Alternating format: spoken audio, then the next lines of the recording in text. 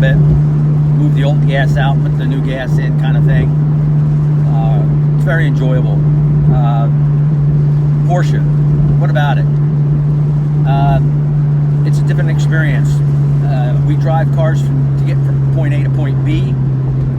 This car is about the drive. It's not getting to point B. It's about the drive. The feel of a Porsche 911 is unlike anything else I can describe. It's almost like, to borrow a phrase, the car knows what the road's thinking. What's important is to pay attention, always looking where you're going, not where you are. That's really important, particularly if you're driving a little more aggressively. Finding your points and your lines. The way to get through a turn is the method of least resistance, which means the way the wheel turns the very least. So that's what they call the line.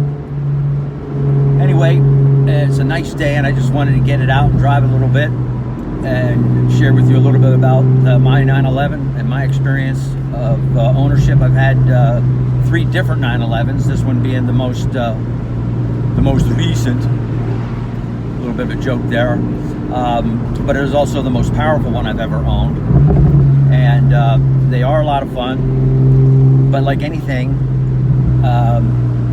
I went and I got lessons, and I think that's probably the most important thing. When you go to get your private pilot's license, you start out in a Cessna, and you gradually work up, and if you go in the military, maybe you can fly an F-18 fighter jet. A Porsche and some of the high-performance cars that are available today, just because you can buy them, that's kind of like a guy who wants to solo for the first time, and his solo is going to be in an F-18 Super Hornet. Not a good idea.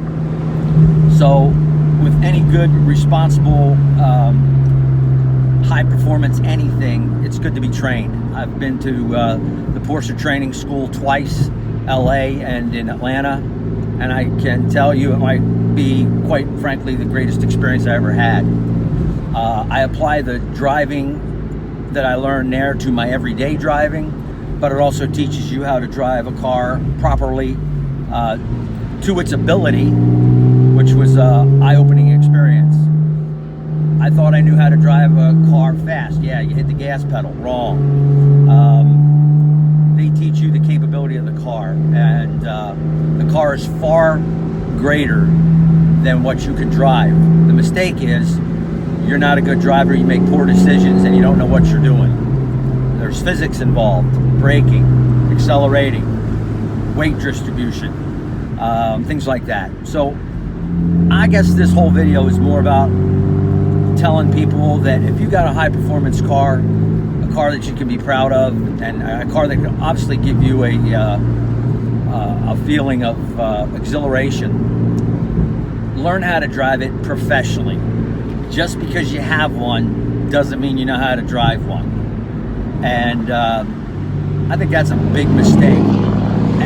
And I will preface it that in the manner that anybody can make a mistake, even pros. But it's a far cry better if you learn what to look for ahead of time.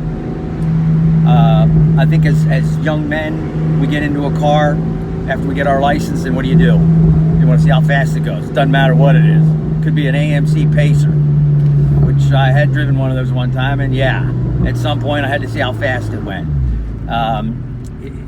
It's just part of many people's instinctive behavior as when you get into a car. Hey, how fast does it go?